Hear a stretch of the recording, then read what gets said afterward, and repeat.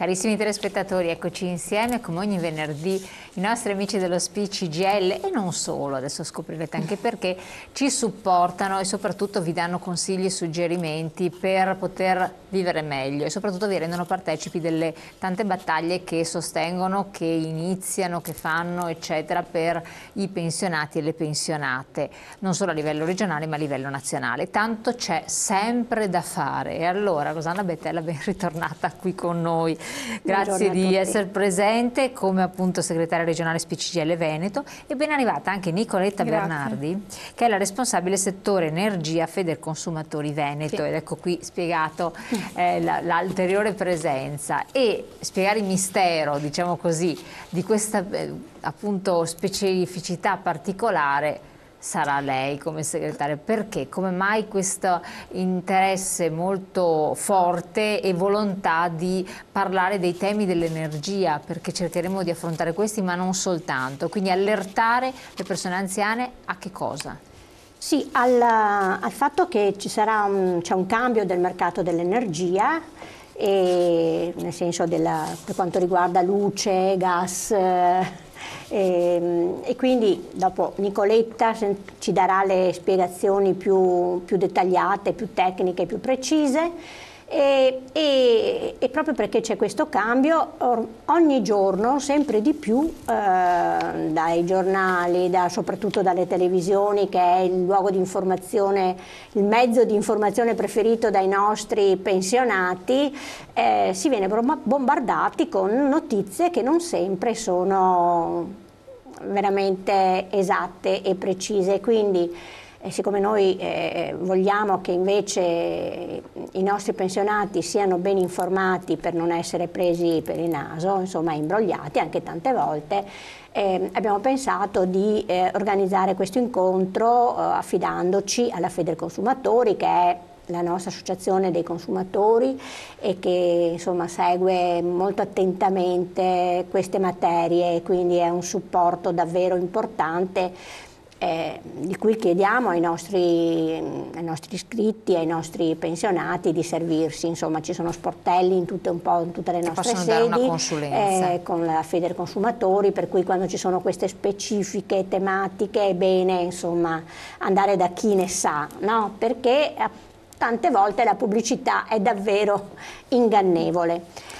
E poi perché insomma il tema è anche importante, quello relativo a come risparmiare, e poi c'è anche tutto il tema dei bonus in cui poi entreremo più dettagliatamente, perché lo vediamo anche dall'ultimo osservatorio dell'INPS, no? Che non è che le pensioni, insomma i pensionati hanno una pensione, un reddito così alto, quindi bisogna veramente essere oculati e spendere i soldi nel miglior modo possibile. Ecco, proprio per stare su questo tema, i dati dell'INPS ci dicono che praticamente il 62,2% delle pensioni sono sotto i 750 euro.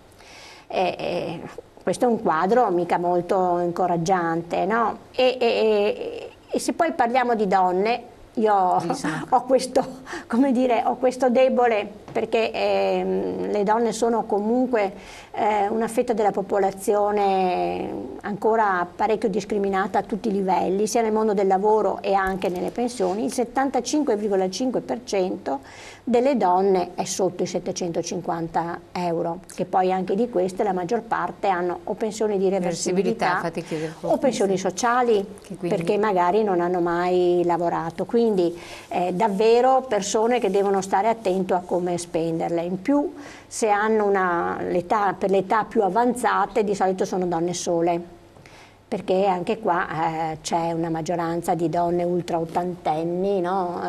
Rispetto ai maschi, e queste vivono veramente con assegni pensionistici bassi.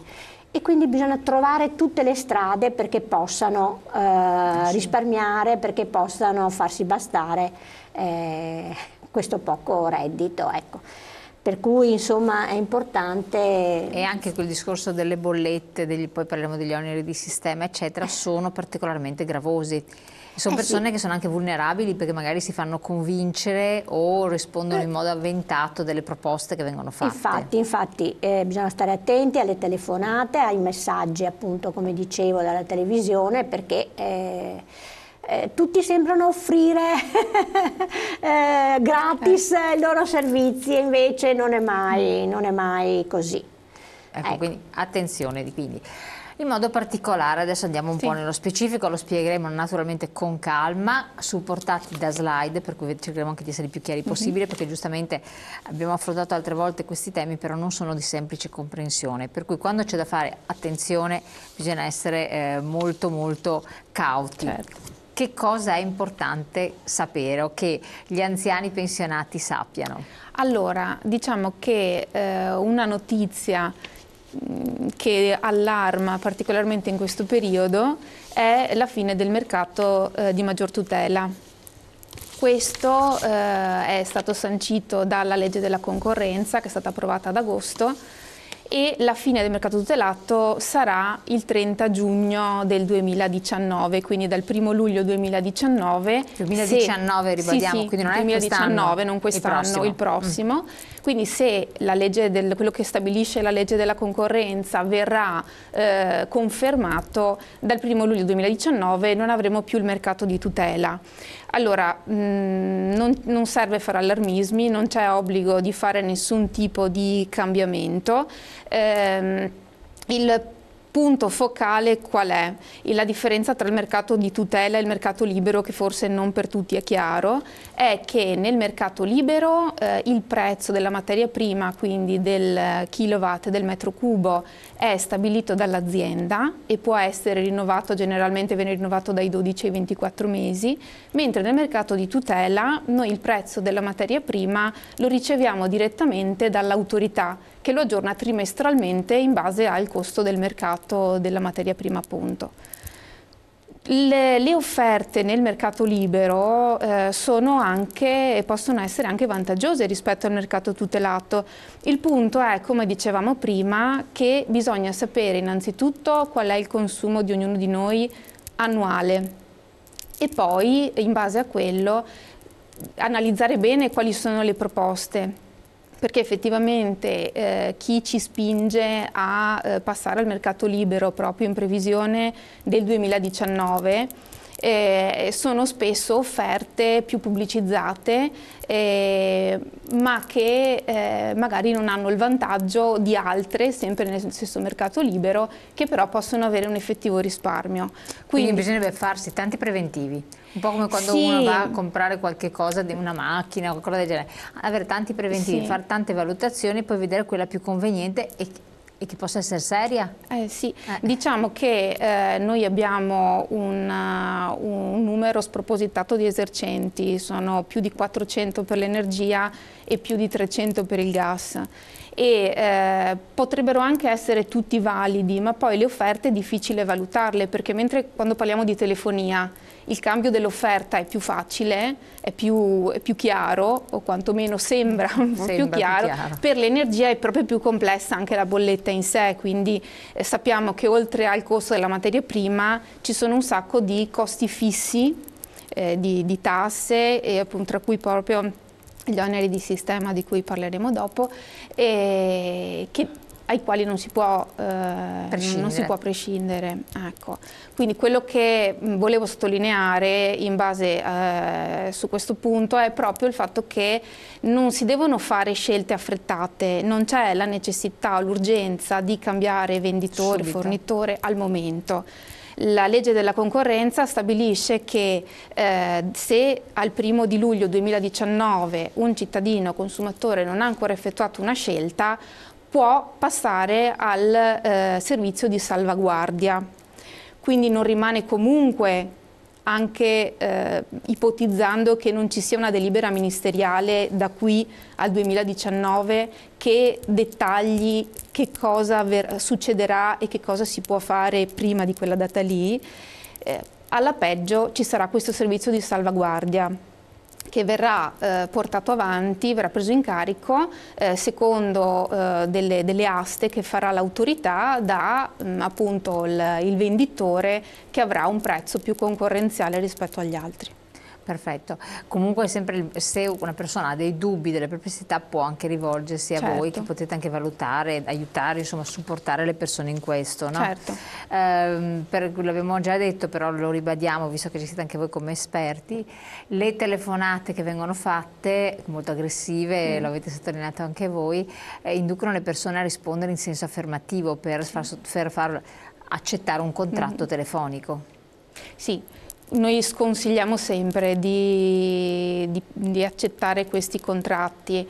Allora, innanzitutto il rischio della telefonata è che un sì venga preso come conferma contrattuale, anche se magari il consumatore non ha ben chiaro qual è stata la richiesta e non sa che cosa sta facendo.